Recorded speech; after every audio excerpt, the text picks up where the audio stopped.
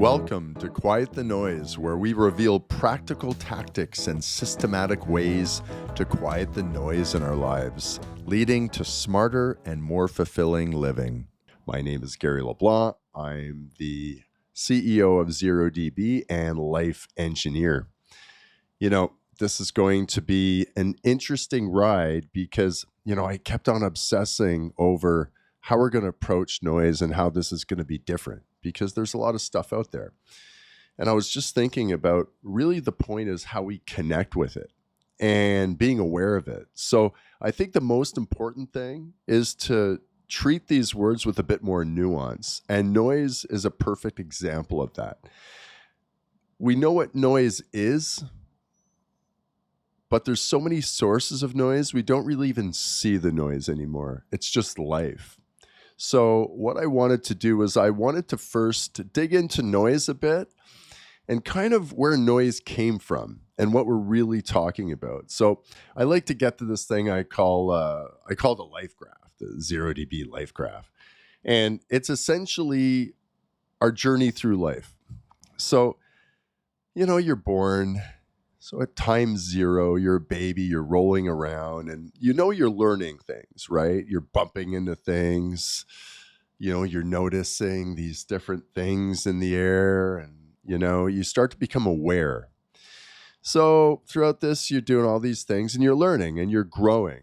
So you're starting to become more aware of things. You're starting to avoid things that hurt maybe. And this goes on and you get this haphazard growth. I say haphazard, but it's life's mystery on how we grow when we're babies, right? It's just through trial and error. So at around, 4 or 5 years old, you start to pay attention to how people are seeing you.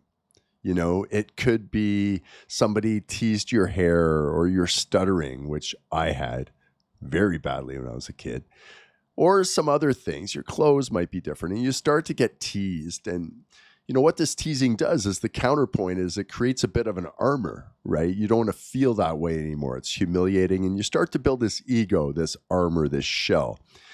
So, you're growing up, you're 7, 8 years old, and this shell becomes more and more pronounced because just it being there almost begs for it to get stronger. You become more and more aware of it. And your teenage years are a perfect example of this. So when you get to be a teenager, then you start to, have a bit more agency. You hit puberty, you start to have a bit more, gumption to get things done. And your ego becomes more expressed. And throughout our 20s, our ego is right there. Like that's all that exists. At least for me, that was. And I think for a lot of people, it is. And then, you're not really sure when this happens. It could be a step change where somebody dies or something bad happens to you, or it could just be a progressive linear growth. And by the time you get to, let's say, late 30s or 40s, you start to see the noise for what it is. So just imagine the growth curve is still going up, right? We're still growing. It's just not very intentional. And then all of a sudden we cross and we kind of pop our head above the noise for the first time. So it's kind of like you're in water and, in water, you can't really see clearly. You can't really hear. It's muffled. So this kind of the same. When the noise is all there is, everything's muffled. We're not really getting a clear signal. And I'll explain that in a second, signal to noise ratio. But so you get to this point, everything becomes clearer. So what? Well, that's the point where you start to see the noise for what it was and you start to be honest with yourself. And there's a certain level of self-awareness that you didn't have before. Now you see the noise for what it is, but then at the same time, you see all that wisdom you've gained over that time. And now without the noise being so deafening and you seeing it for what it is, you can really pick up on where you've learned, where you've grown and what you know about yourself and really understanding the intention you want to really express for the rest of your life. So at this point, you have a bit of agency, right? So what I like to call them is nudges. This isn't, it's not a complicated word, but a nudge is the smallest measurable action that you could take towards a goal, towards an objective. So now that you have a certain amount of awareness, now you can start to compound these nudges in either quieting the noise or leveling up, right? So intentional growing versus just that haphazard growing when we're a baby. So intentional growing through nudges, and then quieting the noise through nudges. And that could be, maybe you're going to change your group of friends. That's a huge source of noise. Maybe you're going to approach your job differently. You're going to frame things differently. Maybe conflict in your relationship is something you need to deal with. But the point is, you're going to eventually compound these nudges, and these lines are going to diverge, right? So leveling up is going to go up, and quieting the noise is going to go down, right? The noise goes down, the leveling up, the growth goes up. And it's really the gap between those two lines. That's where our power is. That's where our power is expanding, right? It's expanding by this compound effect of quieting the noise and leveling up. And I like to call that wisdom. I believe wisdom is a result of experience, right? So we have to go through things. We can learn things, but until you really feel it, like you could read a million books on breaking up with someone, but until you break up with someone, you don't really know how it felt. Like it's the difference between digital and vinyl, let's say, where digital has 99.999% of the signal, but vinyl has 100%.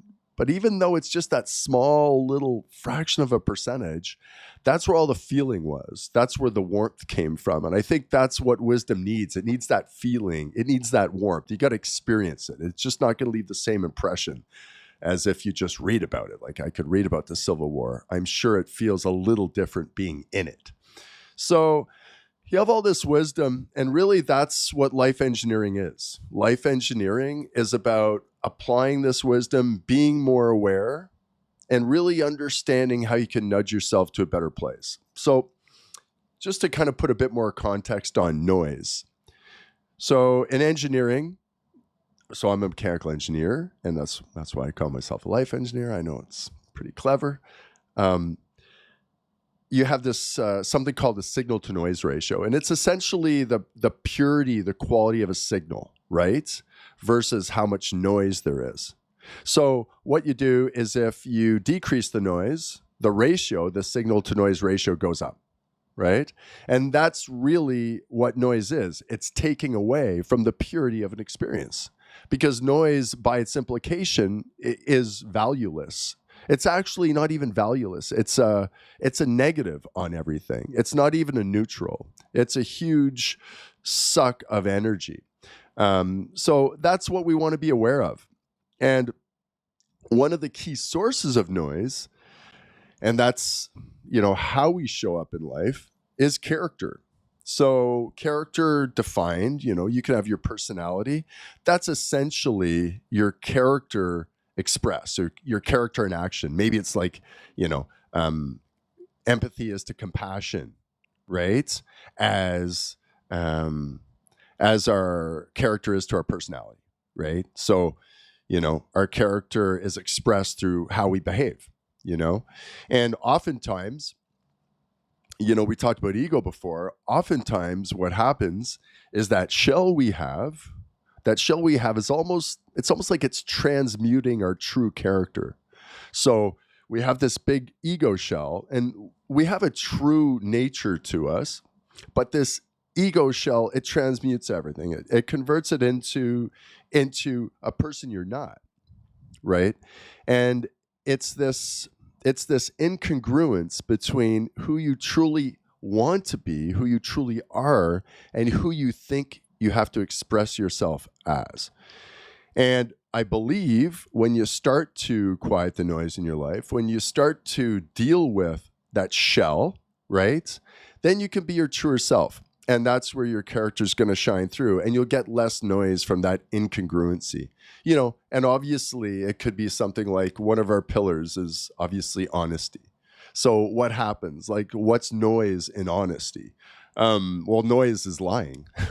So, you dig a deeper and deeper hole. We all know the same, the same story. And, Sam Harris wrote a great book on lying. And there's a lot of, philosophers who talk about this absolute, I think is McCaskill, I believe, talked about absolute truth, and no matter what the situation.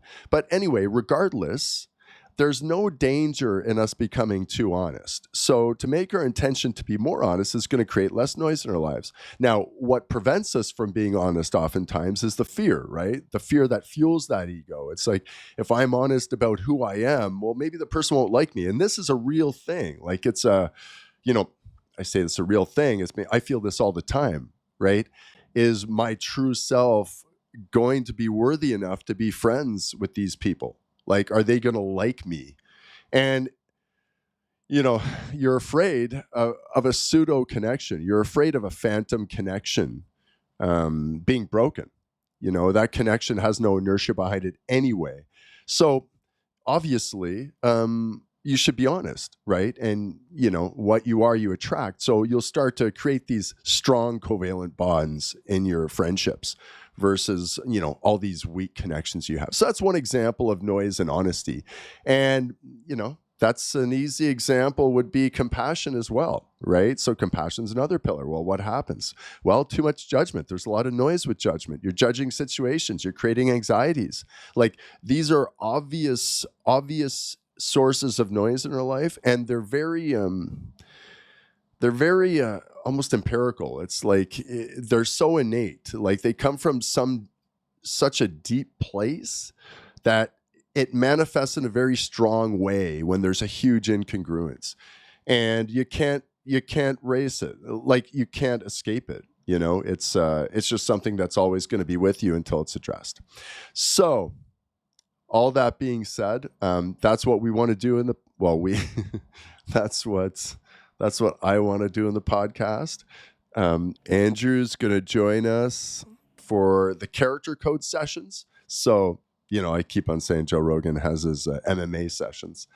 So that's kind of the setup for the character code. We're going to have character code sessions.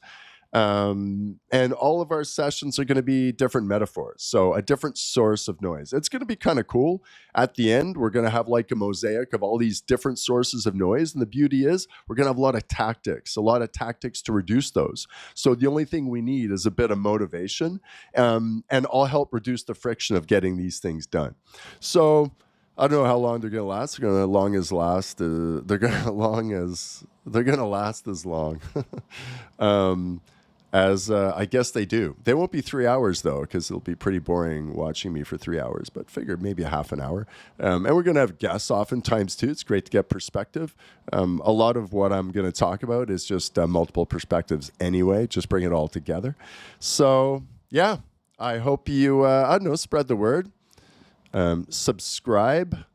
I'm just kidding. But spread the word if people would dig this. I love doing it. It's just the first one, but I'm sure the future me loves doing it. So, all right, take it easy. That's another episode of Quiet the Noise.